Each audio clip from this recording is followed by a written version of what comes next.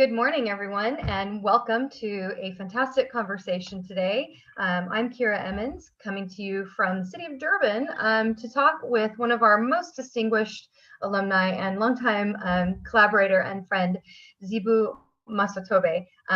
She is an author, an international speaker, and chief executive officer and founder of the Zolhule, please correct me if I'm not saying that correctly, Zolhule Group, which does a lot of employee wellness and consultation to really think about financial health. And I think we've all been talking about health lately. So I'm really excited to welcome Zibu to talk a little bit about financial health.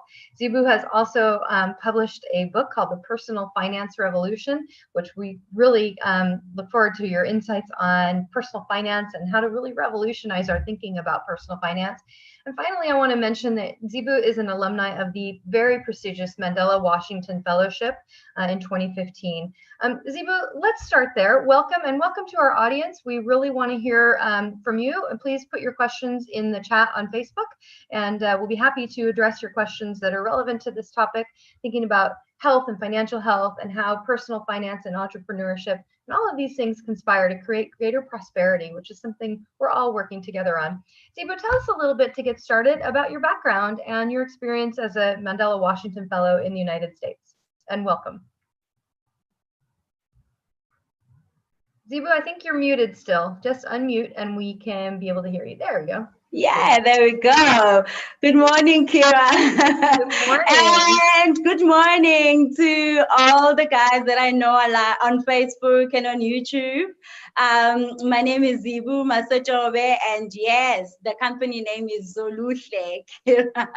I know that HLE combination.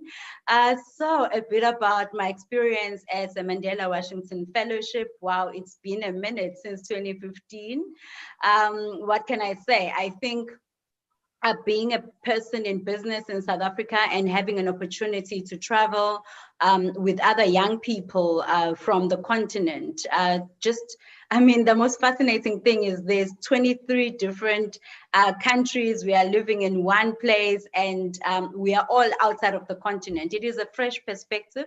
It gives us an opportunity to look back at our businesses and our continent and look how we can compete. So definitely the Mandela Washington Fellowship experience for me has been one of the highlights of getting into business and an eye-opener in terms of what opportunities are out there for business, as well as opportunities for networking. So yeah, that is why also the topic of business and society has been of such interest to me, because when you travel as an African, and you land in Europe and you see the way in which business impacts Europe, and you go to the US and you look at how business impacts the US, and then you come to Africa and you look at how business is not fully impacting Africa. And it makes you want to ask, what is it about the role of business in society is different when you look at these three continents, and how can we as Africa start having the conversation on how to have business meaningfully and have it impact our continent. That's fantastic. I love that you're talking about fresh perspectives, because I think these conversations are really useful to think about new ways of dealing with old problems and some of the new problems that maybe we didn't even see coming. Tell us a little bit, if you will, just to get us started, a little bit about what you see as the role of business in society, and how the fresh perspective that you gained in the US and in all of your travels, really, in all of your experience, has really informed your opinion on where the health of business and the health of societies kind of intersect. Thank you. So when I traveled on my Mandela Washington Fellowship, I was at Syracuse University School of Citizenship. And at Syracuse, we were looking at the role of business in Africa, and how, depending on how the colonial strategy is, business would impact that country differently. And so what could us as Africans do to make sure that we understand the roles of business and we start having a conversation? So if you would allow me, Kira, I just want to share one of the slides that I created coming out of the fellowship that has really shaped my view of how we need to start having the conversations as African business. So one of the most interesting case comes from the US, actually, was the Ford versus the Dutch brothers. It was heard in the Michigan Supreme Court in 1919. This was when Ford said the role of business is to help society and make money as a result. And the Dutch brothers decided that the role of business was to maximize profit. So, well, Ford lost the case, but his losing of that case in 1919 has impacted us all the way to where we are today. And I've juxtaposed the US versus Africa. When that was happening in the US, Africa was grappling with slave trade, so we were not having the conversation about what is the role of business. In 1929, the stock market crashed and people started questioning the power of business. How much power should businesses be having? When that was happening in Africa, nothing was happening because we were still grappling with colonization. And President Roosevelt came after that, and he put in the securities exchange policies, all of the different policies that anchor the US democracy. And when that was happening, Africa was fighting for liberation. In 1970s, when the mini depression happened, Milton Friedman came out and published an essay that said the social responsibility of business is to make profits. And all of us, all industries across the continents have been following this Milton's essay for most part. And Africa was not having the conversation because in exactly 1976, the youth of South Africa were still in the streets fighting against the language, as opposed to having a conversation about business. So it's not a surprise then that when you look at that, we are the richest continent in the world. We've got all of the mineral wealth, the oil, the agricultural land, everything. However, our businesses and all the money that is being made in Africa is not really influenced to stay in Africa because we didn't have a President Roosevelt back then. We haven't been to any Supreme High Court to really test our constitutions as African countries to discuss what is the role of business. So at Global Entrepreneurship Week, I want us as young business owners to look, it's now 2020. We no longer have the slave trade. We no longer are grappling with colonization. Liberation is here. What is our contribution? How do we define what is the role of business? We've seen in the recent past how every single thing in the world has rebelled against the idea that the social responsibility of business is to make profits. Our planet is saying that's not true because our planet is giving us global warming. It's responding to the way in which we treat it by these catastrophic environmental impacts that are happening. We are seeing unrest across the continents as people and consumers are saying, no, we want more responsible business. We are seeing CEOs of companies saying, actually, our role is not just to make money. Our role is also to impact the societies that we are in. We are seeing countries like the US saying, we want to take young African leaders out of Africa, put them together in a group and have them discuss how to make a better world. So we don't just exist for profit, we exist to make a better world. But every time when we're having conversation about business, we are not talking about why does business exist in Africa. We need to know why does business exist, and we need to start questioning how is business impacting us as a continent, Kira. And so the question for Africans in Africa is, this conversation didn't happen in Africa from 1919. It hasn't happened up until now, 2020. Instead, what we are seeing is more unrest. In South Africa, we are seeing fees must fall. We are seeing each time a brand does something, we respond reactively and we say that brand must fall. We are seeing social unrest, discontent. We are seeing in South Africa more than 82% of the population is over indebted. If 82% of the population is over indebted, so what is the role of banks in a country? And we have not yet started questioning. If the financial sector in South Africa can result in 82% of the population being over indebted, what does that mean? Are the people broken, or is the sector needing reform? So a lot of times we are seeing, as Africans starting businesses, not having the conversation. And I put on this slide, you know, we've got diamonds, we've got gold, we've got oil, we've got precious stones and metals. We export all of these, but we need to know, for all the countries that are coming to invest in Africa, what is their purpose of investing in Africa? And that answer must come with, what is the role of business? And in developed countries like the US, there are whole institutes. I know for some of my counterparts on the exchange program that went to Berkeley, they have an institute for business and society that researches and determines how do American business impact the American society and people.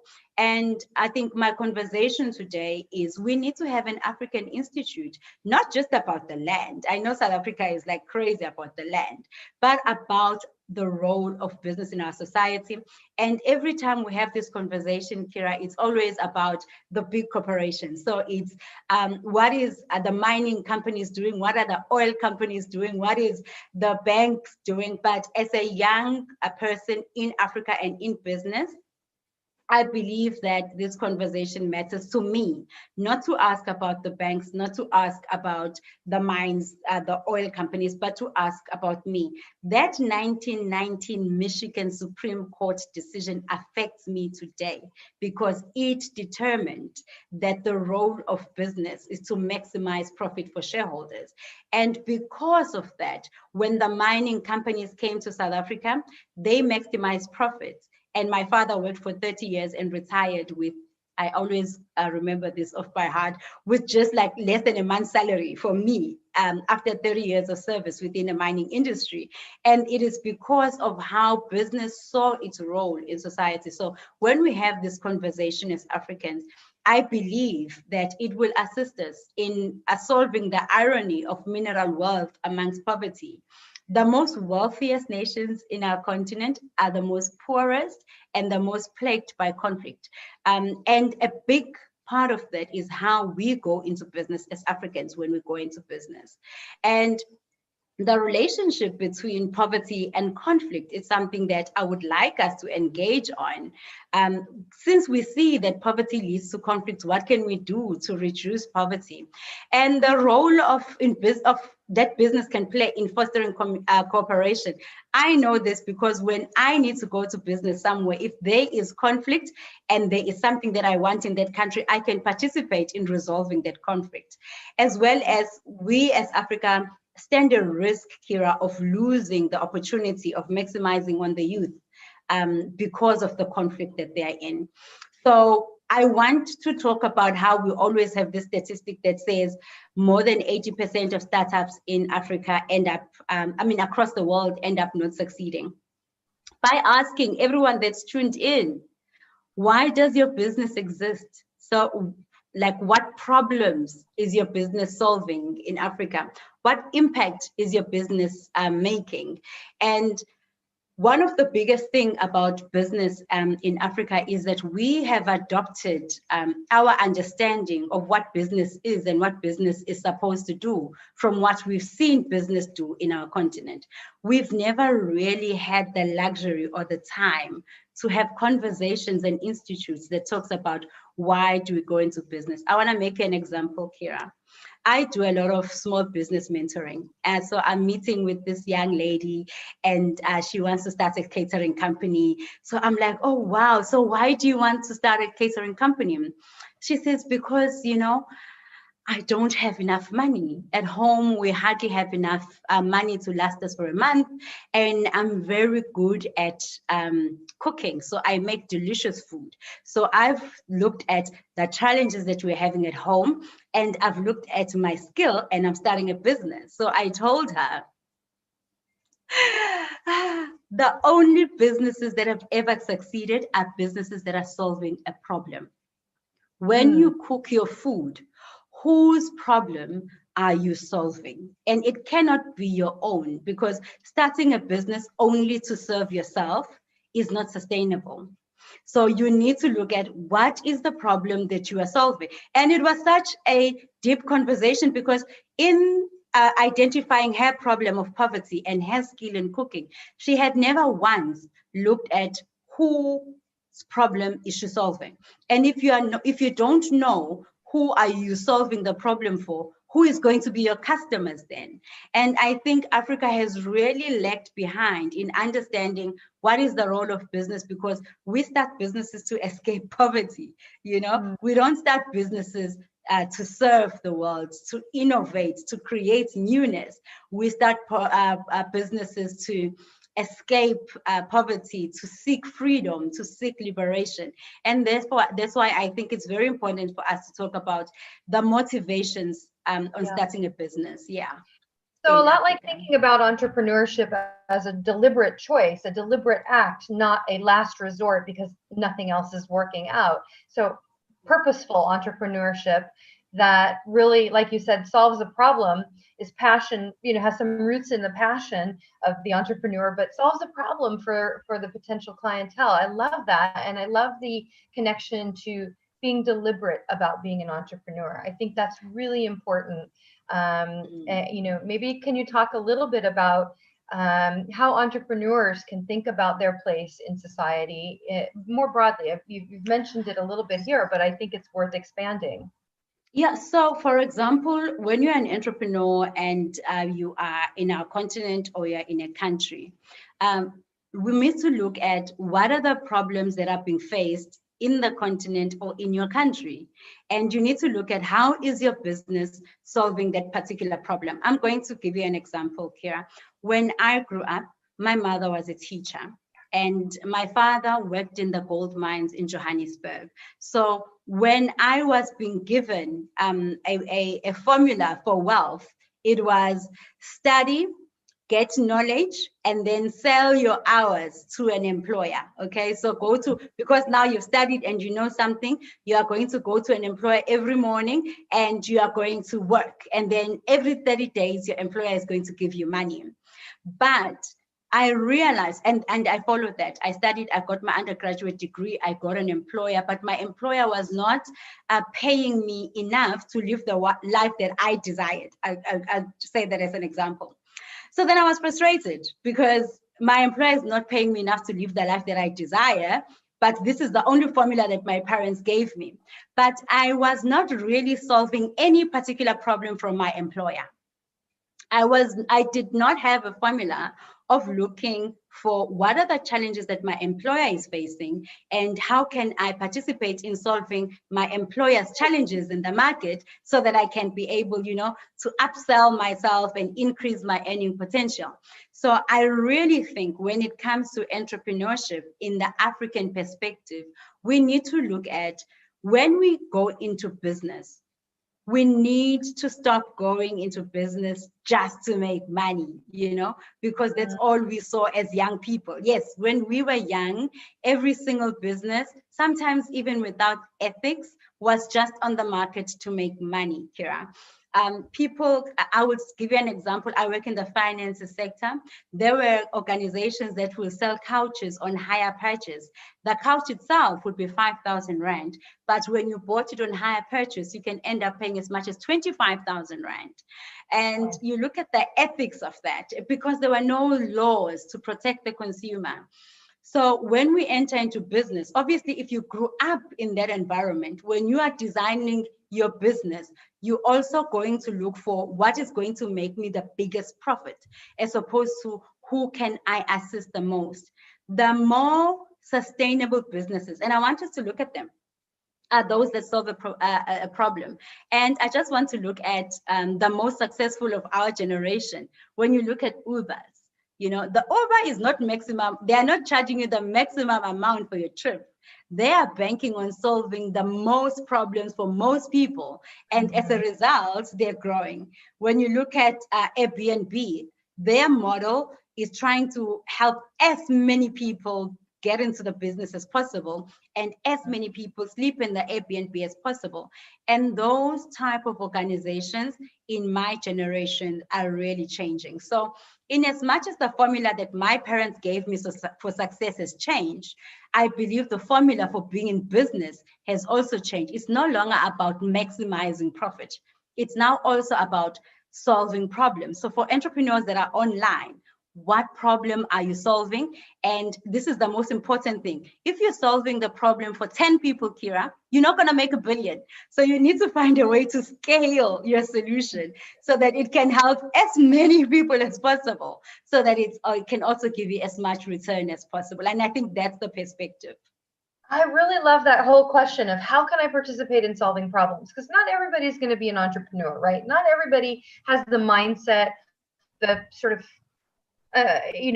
desire to be an entrepreneur. And being an entrepreneur, I think what I have come to understand is really challenging in lots of different ways. But I love the idea that even if you're working in a company, even if you're working for somebody else, thinking about how can I participate in solving problems makes you a thought entrepreneur in your own way, right? It makes you a valuable commodity. It makes you stand out from the rest. So, not presumably the people who are joining us today are interested in entrepreneurship and problem solving, but I think thinking about it more broadly is really important. I want to pause and give a quick shout out to some of our viewers and welcome your questions. A number of people have said that they're happy to see that 2 women are having this conversation. I think that's also really important. So thank you again, Zibu, for being the woman who's willing to stand up and sort of challenge the old ways of thinking and think differently and encourage others to do the same. The most important thing I have experienced is that when women get to the head of the line, you must turn around and see who's behind you and see how you can help them advance as well. And I think you're doing a little bit of that today. I also think it's really important to point out the hope and the resilience, as one viewer, Robert, pointed out to us, sort of to think about how South Africa demonstrates that hope and resilience. I think resilience is going to be the key thing for both entrepreneurs and people in non-entrepreneurship sectors as we go through this.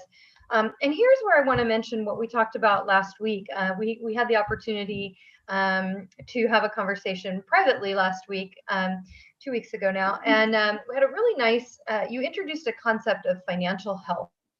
And I think resilience and financial health are connected, as is, you mentioned, national security, democracy, and I think physical health too, in these times of COVID where everybody's really thinking about their physical health. I wonder if you can talk a little bit about that concept and how financial health and credit health is so important, particularly for women, and really broadly speaking for entrepreneurs or people seeking to enter the problem-solving market. Yeah, no, definitely. And, thank you for touching on that question, Kira. A lot of people, when they think about COVID, they are looking at the impact on health. So how many people has health have been affected? But more than the people that COVID has impacted in their health, COVID has impacted almost all countries, all families, all residences financially, with countries shutting down, businesses shutting down, people unable to make an income. One of the most important things for any country, or measures that countries have to look at their prosperity, is the prosperity of their households. And I'm very passionate about the South African households and the South African problems, because obviously if you're an entrepreneur, you're very interested in problems. So we love problems, okay? One of the biggest problems that South Africa is grappling with is that of the working poor. So these are people that are working, fully employed, but they can be defined as poor. Our statistics South Africa tells us that almost 82% of all credit active South Africans are unable to meet their monthly repayments, and that 72% of every paycheck in South Africa is already committed to debt. This means even though you see teachers, policemen, miners, everyone going to work every morning, when they get their salary, 72% of what they've earned has already left the building before they leave work. So South Africans are living on less than 28% of their salaries. So this is something that is really challenging and complex, Kira, because when a person is experiencing this, the obvious response is shame. You know, you feel ashamed. You feel, I've put myself in this position. I've landed myself in this instance. But as a country, we need to look at what is it about our financial systems and about financial literacy that results in having 82% of the working population indebted. And what does this mean for our democracy? How stable are we? And I love that you mentioned resilience. My father used to define resilience by saying, you grow resilient by whenever you are impacted, you must be able to come back to your normal position. So most countries, developed countries, have been impacted by COVID, and they are going to prove their resilience by how fast they get back to normal. So, but in households where there is no financial resilience or capacity, the impacts from COVID can actually result in topple.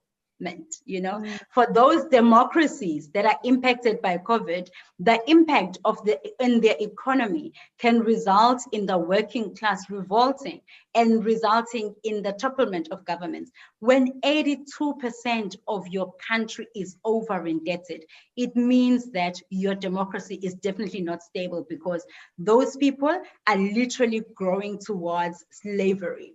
Last month in June of 2020, that statistics was revised, and the percentage is now 80%.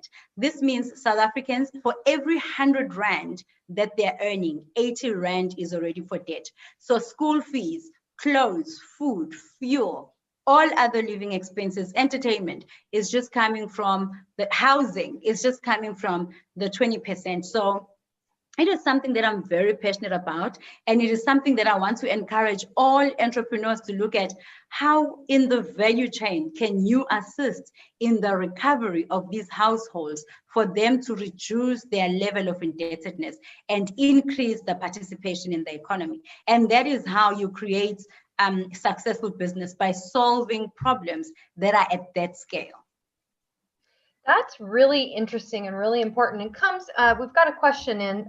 It comes right at the right time to really think about this question from one of our viewers who wants to know a little bit about, how does one then make that transition? So when you have debt, when you have the economic realities of a context that has, in many cases, made it very difficult for a lot of people to really achieve what they should be able to. What do you say to entrepreneurs who maybe are scared to make that transition? People who are thinking about entrepreneurship but have maybe a job that they don't love, or isn't making the best of them and isn't allowing them to solve problems creatively. What do you say to people when they're ready to make that transition? What tips would you offer? I think one of the things that, because I made the transition, so I'm going to share from my experience. One of the fears or the barriers from making the transition from being employed to getting into business is the fear. What if I start a business and my business is not making enough money to sustain me as I go into business? And I am an African woman, and due to socialization, I had my first child at 17. So obviously, by the time the opportunities come, already I'm no longer deciding about my fate alone, which is a lot of challenges faced by African ladies moving to transition. We do have children quite early. And so when you have employment, it's no longer just about you, it's also about your family. But now, how do you transition from being an employee to going into business? It all has to go with, why are you going into business? So whose problem are you solving? Is that problem big enough that it needs you to solve it? And this is a question that you must answer honestly, because if the problem is big enough, if the problem is important enough to the people that's experiencing the problem, they will pay you. Okay, so you need to, they will pay you. We do our nails, ladies, but if the problem is women love beautiful nails, but there's already so many people doing nails, then maybe be realistic about that and say, if I am solving the problem of making women look beautiful, I'm going into a market that is saturated. But if you know that the problem that your business is solving is unique, if you know that the way in which you are solving it is unique, then the fastest way to make it a transition is you need to start hanging out with me. And you need to start hanging out with people that are in business, because they will always be talking about the challenges. They would have already transitioned. I am first generation liberated South African. So my parents were born in apartheid. So I'm first generation. So I'm also first generation in business, because it was illegal for my parents to enter into business in my country. So when I need to get information about how to be in business, I need to be awake to that. I can make mistakes because I don't have the institutional memory. I cannot call on an uncle that has been in business or an aunt that has been in business. So the best way for me to move forward is to network. And this is why the programs such as the Mandela Washington Fellowship and the others that the US Embassy runs and YALI are so critical. They allow you to network with other people that are in business. So then you can ask these questions and you can allay your fears. But what I can tell you, the fear is valid, but the success is also valid. So don't let the fear stop you. Fear is very valid. And I think if you're not afraid, maybe you're not taking enough risks when it comes to entrepreneurship, right? Yeah. But I want to touch on something you said, that one of our viewers, Pearl, welcome Pearl, from all the way from Polokwane. So Pearl, thanks for joining us. Pearl is working on a STEAM Ambassadors Club, which aims to equip children with skills and knowledge in science, technology, engineering, aviation, and mathematics. Really cool stuff. Lots of problems to solve there in all of those, for sure. I think we can all agree, through robotics, coding, edutaurs, and science experiments. But Pearl's asking, really, what she says is that she needs sponsors to grow the STEAM Center. And you mentioned mentoring a moment ago, and you mentioned networking. Let's talk a little bit about the role of mentoring and networking, because sometimes, as you know, money doesn't come as easily as experience does. And how does experience and how do people connect with the networks they need that can be sort of non-financial sponsors, but sort of thought sponsors or inspiration sponsors to a young entrepreneur who's maybe doing some social entrepreneurship work as well? Wow, I love what Pearl is doing. And I want to, it's so amazing. One of the things that I want to maybe share with Pearl is something that I learned and I've actually experienced. When you go out asking for money, what you get is advice. And when you go out asking for advice, what you get is money. So and I think all entrepreneurs, you need to really understand this, is when you go out and you are going out there and you're saying, I need money, I need money, I need money. It almost delegitimizes you, because actually the reason you don't have money is because you need more advice. The reason why I say that, yes, the reason why, if you had the advice, you would have the money. So the reason why you don't have the money is you need the advice. It is all well and good for me to love financial liberation for my people in my country. It is all good for me to start a business that does so. But until I know whose problem I'm solving clearly, my business is not going to get funded. So if we're starting, and I love that she's doing she's in the STEM sector. I'm a parent of a matriculant who wrote their mathematics paper yesterday. So I had a problem. How do I get my son's mathematics capacity to a level? And I was willing to pay for that. So one of the things that the center needs to answer is, whose problem are we solving? You might be solving the community problem, but does the community recognize that as a problem? If I'm hungry in my stomach and you're telling me about my science marks, I'm more worried about my hunger tonight. So maybe the people that are looking at that are social development, it's the Department of Technology, it's the social partners. But most importantly, for a project like that, Pearl, definitely, I don't know if there's a YALI group that is in Polokwane, but definitely, so if you partner with some of the Young African Leaders Initiative participants, They are doing amazing work, and they can show you how to structure your proposals, how to structure the solution so that the people that partner with you are willing to place their money because they can see the sustainability of the project going forward. But I'm interested, so maybe if Pearl can share the link on the comments on the center so I can find out, because I studied information science and IT. So all the women that are in the technology, mathematics sector, engineering sector, like I'm your best friend and I want to know what you're doing. So I can definitely partner and collaborate on that. That's awesome, Zibu. Thank you. Pearl, if you're still with us, please do share a link in the comments and we'll make sure that gets where it needs to go. And likewise, others who are thinking about these things too, I think there is an abundance of opportunities if you know where to look. I love what you just said. If you ask for money, you get advice. If you ask for advice, you get money.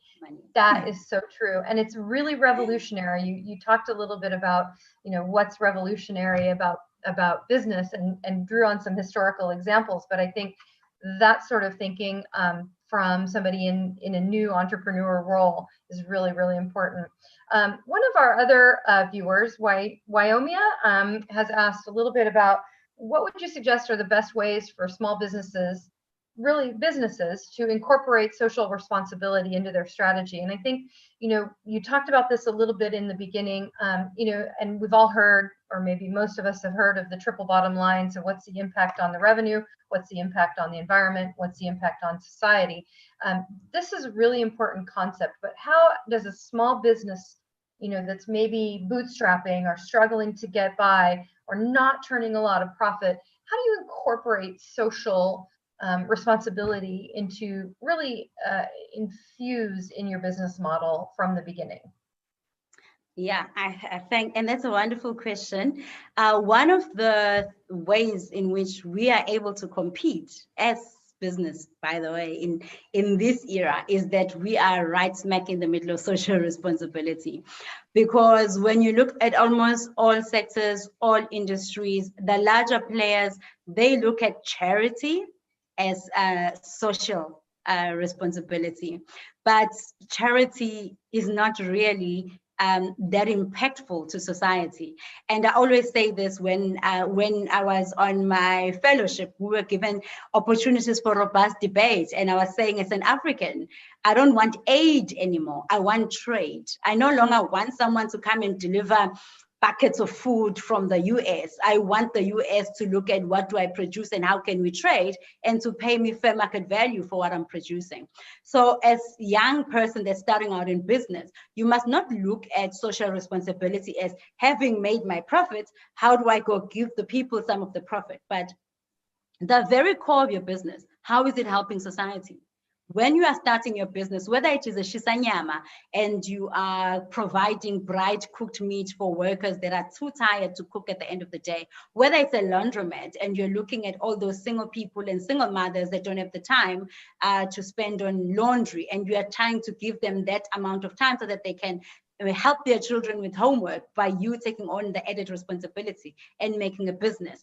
That is a social responsibility. In fact, all business at their core, if business is done right, it is serving a social need. I'll give you an example, and I love this example. My great-grandmother, or my grandmother, when she went to do her groceries, she will start at the market and buy fresh vegetables. Then she will walk on over to the butchers and buy fresh meat. And then she will go to the mill and get some maize that is ground, and then she will go to the dressmaker and get some ribbons for the dress. Now, someone looked at all of this toil and thought, you know what we need? We need a solution where you can walk into one building and you can get meat and milk and fresh produce and bread. So you have the butcher, the baker, the farmer, everyone in one shop. And do you know what happened? The retail stores happened. Now, if a person is asking ShopRite, what is your social responsibility? ShopRite is making sure that I spend as little time as possible shopping, because I go into one place to make all of those purchases, which used to take my grandmother so much more time. So at the core of the design, it's social responsibility. When somebody is asking somebody like, Bezos on what is Amazon doing for social responsibility. There are books, Kira, that I could have never found before Amazon made it so much faster. I know I order a book, I don't need to wait 3 weeks for it to land. WhisperNet technology delivers it to my phone immediately. That is the social responsibility, because it's allowing me to grow my knowledge base faster. So the idea, the very idea that businesses must first make business, then make profit, then give to society is old. Okay, that's the old idea. The new idea is that the very business must make its business case for existing by becoming socially responsible, by providing a service to the business and to society. So I think as a startup, maybe for you, it shouldn't be about what do I do with my money after profit. It should be, how is my business solving a community problem? And how am I not overcharging? Because what old businesses did is they overcharged on simple items and then took percentage of their profit and gave it to us to build crashes and call that social responsibility. Social responsibility is taking care of the environment, making sure that your business is not unnecessarily just being corrosive to the environment. It's ensuring that you, in terms of how you price, in terms of how you're available, your convenience, it must serve society. We must celebrate that your business exists. You know, we must be fascinated by the fact that now we can do this faster, quicker, cheaper. Listen, if you can do that for me, I don't need charity. Just you being there for me in my hour of need, it serves the social purpose. Almost like widening the pathway to prosperity, widening the pathway to seeing things differently. I really think what you're saying is really important. I want to come back to something that you opened with in one of your previous slides, and if you have more slides, we definitely have time for them. One thing I want to mention is that you talked about a 1919 court decision.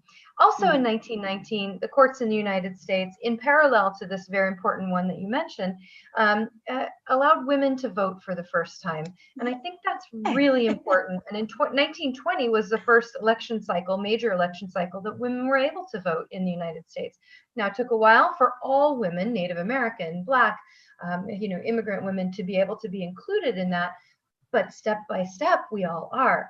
And I want to talk a little bit about how policy, in the context of business, how government policies really impact the ability for everyone to prosper, and how do citizens constructively use democracy to get governments to pivot on the axis of inclusion. As the women suffragettes, they were called suffragists, women really stood up for themselves and demanded and then earned the right to vote in the United States in 1919. So I think people have a real role in this, and the democratization of business and the democratization of policies that allow for that prosperity to occur is a really important component. Can you talk a little bit how businesses can be sort of advocates for that widening of the door to prosperity, and how do policies really impact how businesses can do that? You know, I think that's a great question, because I've recently, by recently, I mean 5 years ago, actually realized how much policies, even of other countries, impact policies in my country, and why then it's important for me to make sure that I understand how policy enables or disenables something. One of the things that sometimes we make a mistake on is to assume that because something has been in existence, it is superior. You know, because there's a policy and it's already in place, it must be correct. So Milton Friedman came and said, the role of business in society is to maximize profit. If nobody had questioned that, we will have unbridled destruction of the environment. We would have CEOs that do not care how the communities and society is impacted, because they would be following what has been existing. And I love it. I always explain to my sons that one of the greatest lessons that we learned in South Africa is we must always test laws, okay? Because by law, my existence as a businesswoman was illegal. So then it means laws can be reviewed. I really think that as businesses, one of the greatest way that we can change our policy and society is people think that business follows policy, but policy sometimes is dragged behind by what business is doing. And I love the example of Uber and how it's just an Airbnb and all of these web-based solutions, and how they've just had to change whole countries' policies on how to collect taxes, because Uber doesn't own a car in South Africa. So they don't need to register a car. So how do you collect taxes from them? Yeah. So I really think that the role of us as business people is to drag policy, kicking and screaming. And this is what is amazing. In 1919, that decision, it became a decision because two businessmen were warring. You know, Ford was saying, I'm not going to pay you dividends. I'm going to reinvest this in my business and issue more cars. And the investors were saying, no, we want our dividends. We don't care about the social responsibility part of it. So when business is passionate about what business is doing, it drives the policy of the country. I always say, I don't think apartheid could have lived to the 4IR. And I mean, that's me. I understand the struggle. I respect it, but the world was changing so much so that sanctions, oh no, they would never be able to compete with only 10% of their country participating in business. Every other country will just beat them hands down. As it is, I don't think women's suffragette fought for our democracy. I don't think any country can succeed when its women are not in business. So we no longer need to fight it. It's obvious. I always say, if Africa is staying behind, China is going to knock them. Because Chinese women are in business, America is going to knock them because American women are in business. So Africa must make space for us to be in business. So the way in which business carries itself in society actually encourages people to push for better reforms. And I love what COVID has opened up. You know, Kira, when COVID started and we were on level 5, all of a sudden, employers knew that the health of their employees was their responsibility. Because in order for your business to stay open, your employees don't have to have COVID. Now, employers that had never ever considered giving health benefits understood what is the importance of health benefit. And I mean, in the example that I showed, each time we make a decision, when 1929 crash happened, it changed society. When 2008 global recession happened, it changed policy. When democracy came, it changed policy. COVID is here. And I am saying that as businesses, we need to participate in changing the policies that enable us to do business in a more humane way and in a way that impacts our societies more positively. Yeah, it's really interesting, you know, and when you look at the balance of labor rights and you know, business being able to thrive, it's a really careful balance. And I think it's one of the things probably that entrepreneurs in maybe more I don't know, more industrial sectors or where you need a lot of human resources in your workforce, I think that's one of the big struggles. Do you have any advice for entrepreneurs on really how to master that balance between, and I love the example that you pointed out about employers really all of a sudden becoming very sensitive to the health of their employees. I think that's going to be one of the key things that this pandemic exposes in society around the world in very different ways. But what would you tell a young or new entrepreneur about that balance between you know, compliance and labor rights and, you know, keeping into the policy? And it's true, I do see what you see in terms of business dragging policy along with it and forcing evolution in that way. But what would be some of your words of wisdom to an entrepreneur in terms of finding that fine balance of, you know, productivity and making sure that you have the workforce that you need and you can use that workforce in the way that is profitable to, you know, all involved in the endeavor, and compliance? Like, that seems really nuanced here in South Africa. I've noticed there's some very strong strong requirements that can seem very, very daunting. Yeah, I think in many ways, business is going to, after COVID, change the face of employment. In Africa, we're always crying about unemployment, unemployment. One of the advice that I can give, and that has worked for me, is to become more human in the workplace. And I know it sounds like it should be obvious, but I grew up in an environment where really the humanity of people employed was not really considered. It was, are you there at time of knock on? Do you leave after the time of knock off? And it didn't really look at, are you growing? Are you improving? Are you contributing? As a human being. So as a young entrepreneur, if you are going to be looking for employees, you're going to struggle. Because when someone has an employee hat on, then all they are there for is to be told by you what to do. And so it's like you are giving yourself another job. And this is a complaint I hear a lot from young business people. They're like, okay, I'm in this hustle, I'm selling my shoes or whatever it is that you are doing. And then I realize I need to hire someone. But when I hire someone, I realize actually I've gotten myself another job. Now my job is to sell shoes and it is to manage the new person that I've hired in my business.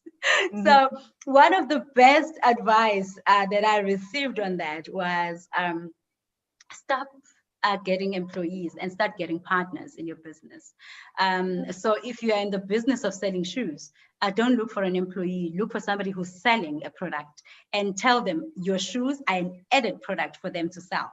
That way, you get the benefit of increased sales and support, and they get the benefit of more profits from their product.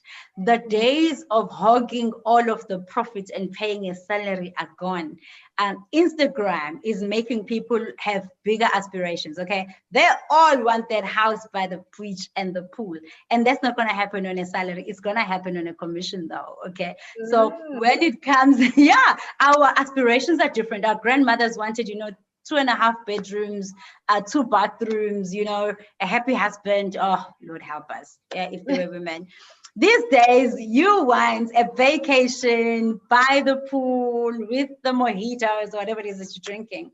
That's not going to happen on a salary. However, the more we learn to collaborate, the faster we are able to increase the number of people that we are solving the problems for, and the more faster our company is going to be able to grow. So when it comes to employment and employee, get rid of that mentality. It is gone. COVID has dragged all of us into the fourth industrial revolution, all kicking and screaming. Okay, we were talking about it before COVID. We are living it now. So start looking at who do you need to collaborate and partner with for your business growth, because really virtual assistants are coming online. You no longer need to employ a PA. You can get a virtual assistant who is a business owner that's providing you with that service.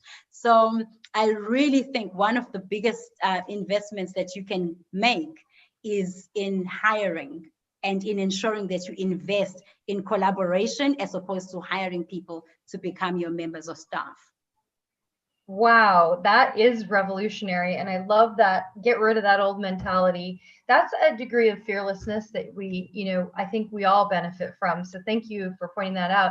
Zibu, I could sit here and listen to you and talk with you all day, but I think we're getting close and running out of time.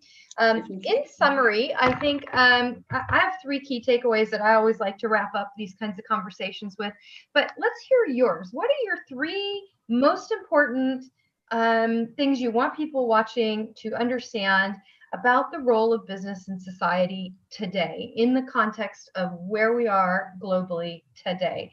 And from your experience, what makes the most sense? So your 3 key points. I think in conclusion, my 3 key points is the formula for success that our parents gave us has changed, okay? It is no longer create value through education and go sell your time. The formula is now solve problems, solve as many problems as possible, solve it for as many people as possible, and that is how you gain financial wealth and prosperity.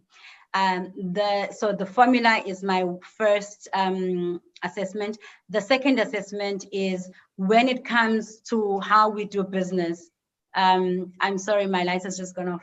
When it comes to how we do business, the most important matter is you need to understand that the role of business is to serve society.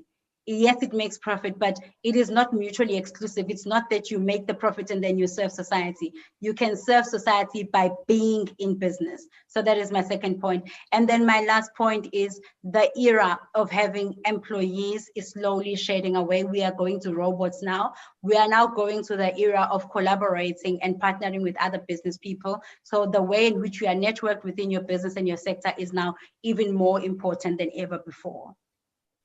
Wow, yes, great. And those aren't my same three, so that's really good, because I think the way you're framing it is really tactical and specific, and I think so valuable, for us all to understand those perspectives.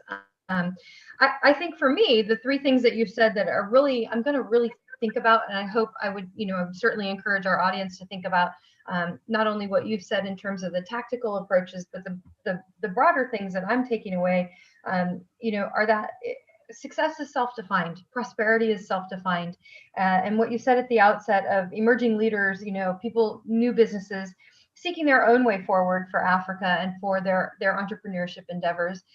Redefining success completely is a good thing, because clearly what has been done in the past has worked for some people, but not for everyone. So thinking about success very differently, I think, is really important. Redefining the construct of what it is we're after.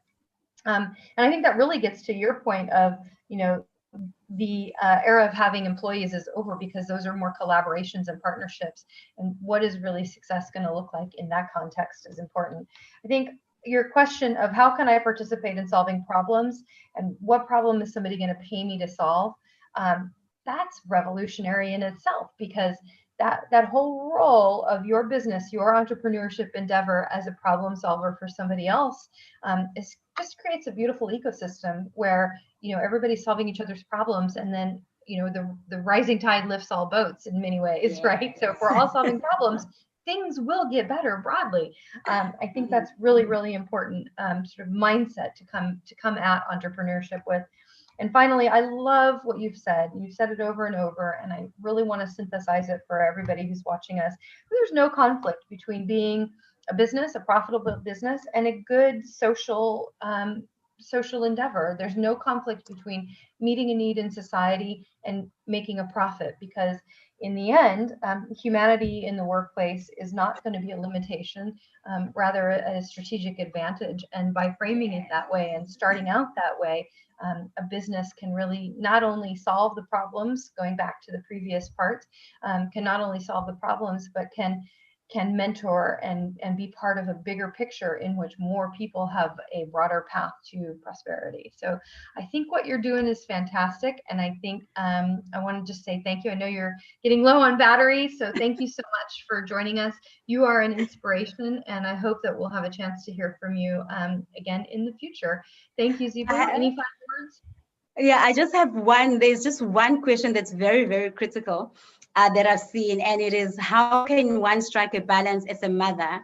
So I have given birth to 6 biological children. I always say that that is a factor of the continent in which I come from and my socialization. And somehow there has been a rumor spread that being a mother and financial success are mutually exclusive. But one of, and they're definitely not, because I always say, people, you can always get an opportunity to grow your family as well as grow your business. So one of the questions that has been asked is, how do you strike a balance? One of the things that have really worked for me was actually realizing that the definition of what mother is in my society was not really correct. It was born out of the role in which women played. So the idea that I must do all of the cooking, all of the washing, all of the cleaning, all of the loving, all of the homework is just not correct. One of the best ways to succeed as a mother and in business is realizing that you are human and that you are also there to guide your children who are going to be future humans. But that does not mean that you are superhuman or that you need to kill yourself trying to make everybody as comfortable as possible. You just need to have the house as clean as you possibly can, okay? and then you need to get other people to participate in cleaning this house. Because if you are going to make yourself responsible 100% for every single role that was ever defined in Africa as a role of a woman, you're really not even as a business, you are going to struggle as a human. So to all the women that are listening, that are mothers and are in business, girl, let the house go to wherever it needs to go to. Pay attention to yourself as well. And know that kids just need your love. They need your attention. They don't really care if, you can run your finger down the windowsill and there'll be no dust. And yeah, I think on some day, Kira, we definitely must. It's a big question. Every time I go online, we get this question. And next time, maybe on Women's Day, we must really have a conversation about how do we balance? Because everybody just takes the question, but like really, tips, hints. How do you get your MBA when you're a mother? How do you grow your business when you're a mother? We really need to have that conversation. But you perfect have a question. Let's do that. Let's do that. I promise you we will do that. Thank you, Zibu, for that very important point. Moms are multitaskers, leaders, delegation, prioritization. It's not a limitation. It just hones those skills when you have all of those other things to think about. So thank you again. Thank you to everybody who has joined us today. We hope that this has been beneficial. Please don't hesitate to keep sending your questions. And we'll see you again, Zibu, on Women's Day. How about that? Yay.